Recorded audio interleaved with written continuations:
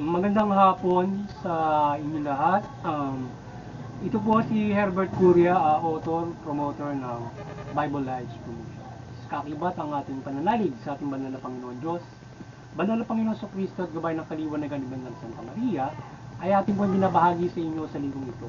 Ang mensahe ng ating banal na Panginoon Diyos. Ang mensahe ng ating banal na Panginoon Diyos ay spread peace on God's words through Jesus Christ.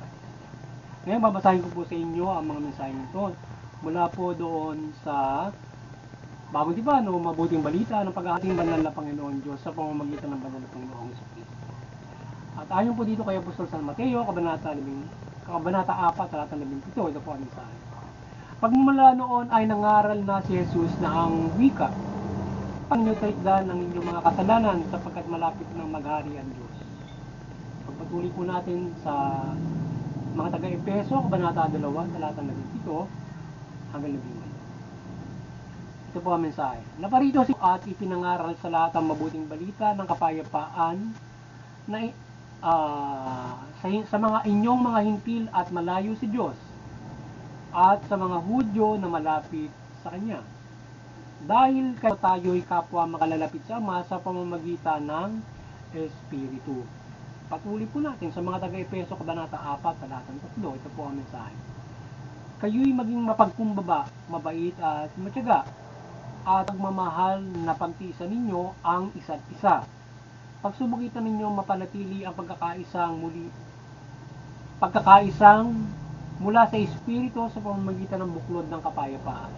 Patuloy po natin sa mga Kabanata 5, talatang 14 hanggang 15. Ito po ang mensahe. Sapagkat ang buong kautusan ay nauuwi sa isang pangungusap. Ibigin mo ang iyong kapwa gaya ng iyong sarili. Ngunit kung kayo'y gatan at magsasakmalang parang mga hayop, kayo'y mauubos. Pagpatuloy po natin sa mga taga-Roma, Kabanata 12, talatang 9 hanggang 10. Ito po ang mensahe. Maging tunay ang iyong pag-ibig. Laman ninyo ang masama. Pakaibigin ang mabuti. Mag-ibigan kayo na parang tunay na magkakapatid. Pahigsan ninyo ang pagpapahalaga ng iba kaysa pagpapahalaga nila sa inyo. Ito po ang mensahe at salita ng ating banal na Panginoon Diyos sa ating pagbabahagi ng mabuting balita dito sa Bible Lives Promotions. Ating salamatan ng ating banal na Panginoon Diyos, gayon din ang ating banal na Panginoon. Maraming salamat sa ating banal na Panginoon Diyos at sa ating banal na Panginoon Kristo sa kanilang sakripisyo at pagmamahal at habag sa sangkatauhan. Ngayon ay paniliwanag ko po sa inyo ang mga mensahe nito mula doon sa tema na spread peace on God's word through Jesus. Nais mong mabatid sa atin ng ating banal na Panginoon Diyos na nais niyang palaganapin ang kapayapaan sa pamamagitan ng pagpapalaganap ng kanyang salita mula sa kanyang butong lang. So pinalaganap niya ang kapayapaan sa mundo sa pamamagitan ng banal na Panginoon sa Kristo at kanyang inihayag sa atin. So itong ating ibinabahagi sa inyo o pag-ibanghelyo sa inyo at pagbabahagi ng salita ng Diyos, ito ay pagpapairal ng kapayapaan na nais ng ating banal na Panginoon Diyos sa kanyang pamamahala o sa kanyang paghahari. Nais niya na tayo pailalim sa kanya mula sa kanyang butong na tumira yung kapayapaan sa mundo. Yan. At ang Panginoon sa Kristo nga ay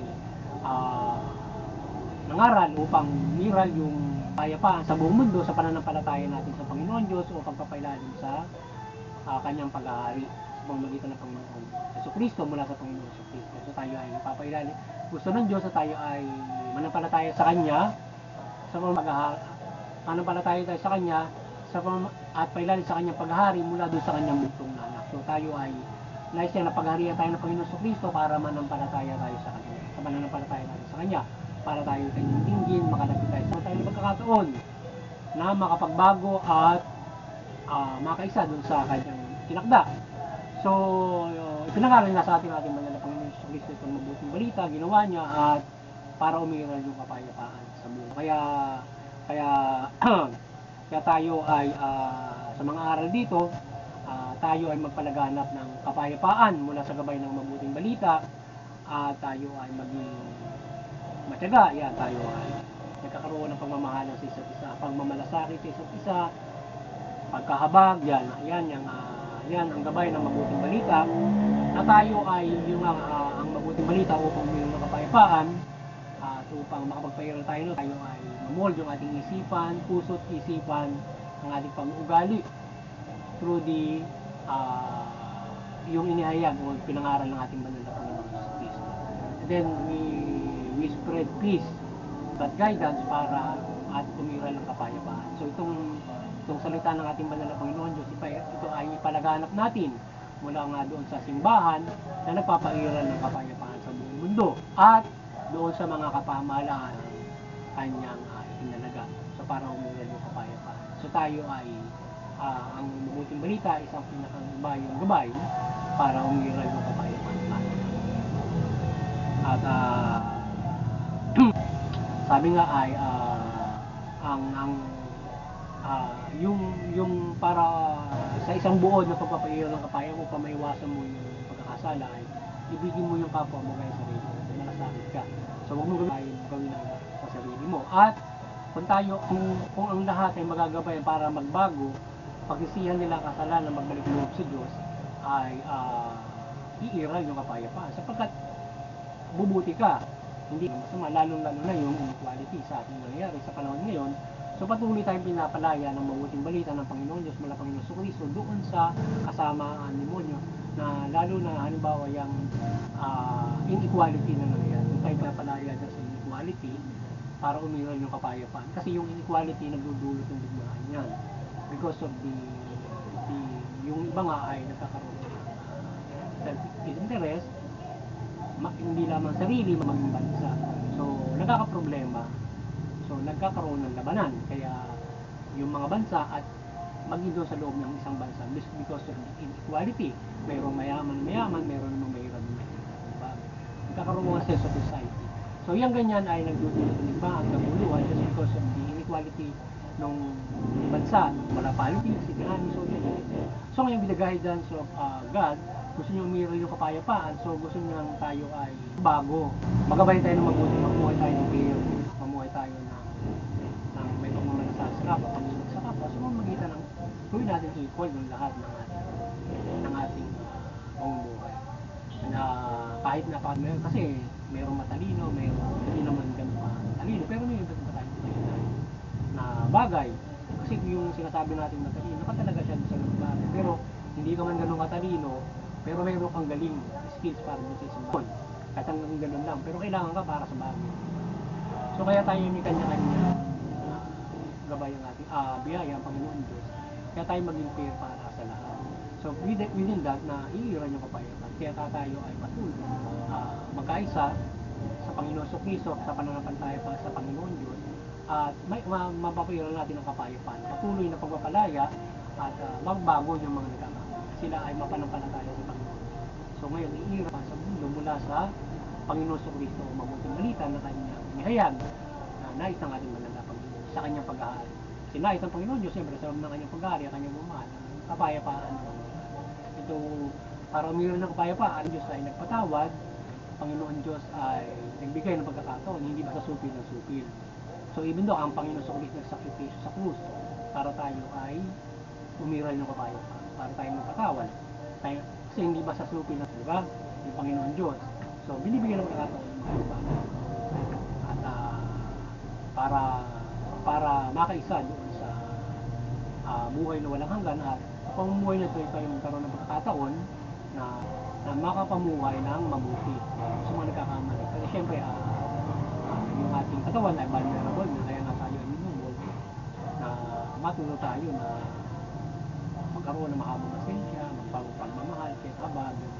So ngayon, pag tayo namumul ng puso at isipan, tayo ay hindi basta-basta natutukso na gumawa ng maganda.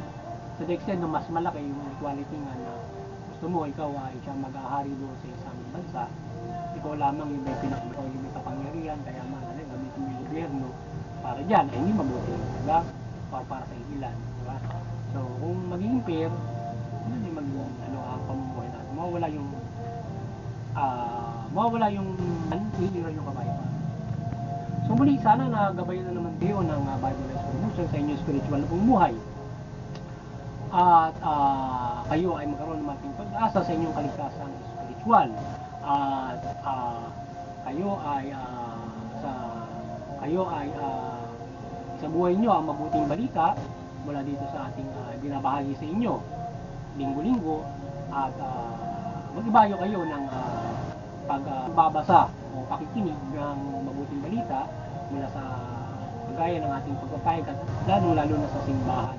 Siyempre, yung ating pagkakaisa roon, yun ang kailangan palagi, at yung sakramento. Sa mga hindi nananampalataya, kayo ay unagan, kayo ay manampalataya sa Panginoon Diyos, kayo ay magkaroon ng kayo ay sumailalim doon sa sakramento para sa kaligtasan spiritual. Yung sa espiritu, sa mga kailangan kasi yun para maano yung sakramento na proseso para ito ay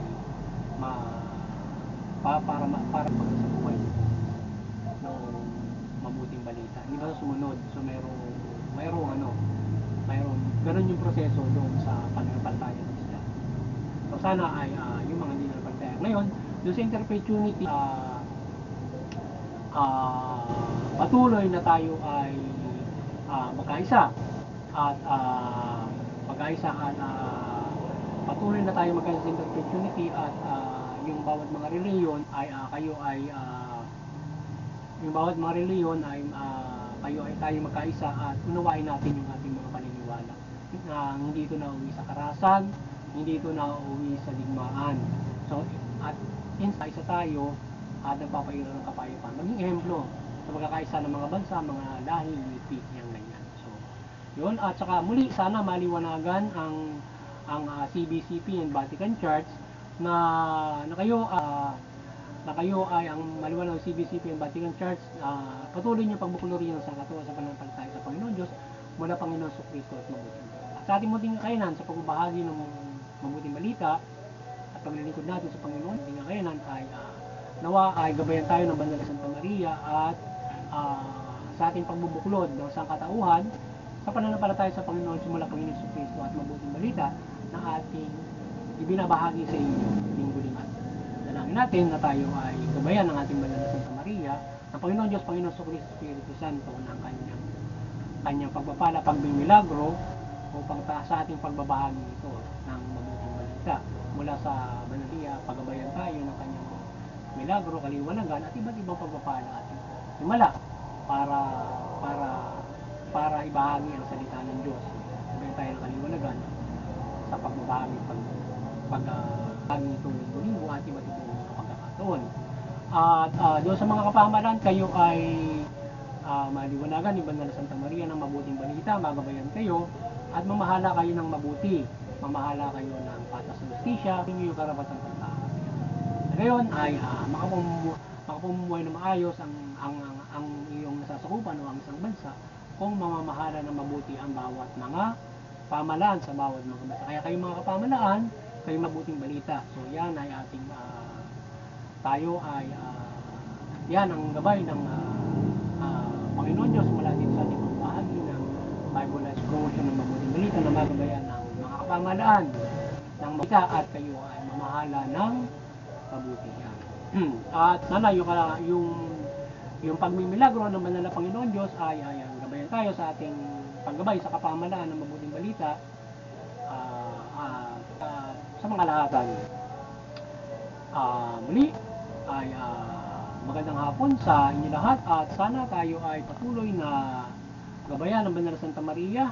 Pagpalain tayo ng Panginoon Diyos, Panginoon Kristo, protektahan tayong lahat sa lahat ng uri ng kasamaan at peligro o anumang kapahamakan sa buhay at tayo ay pagpalain ng kasama. Magandang hapon sa inyong lahat.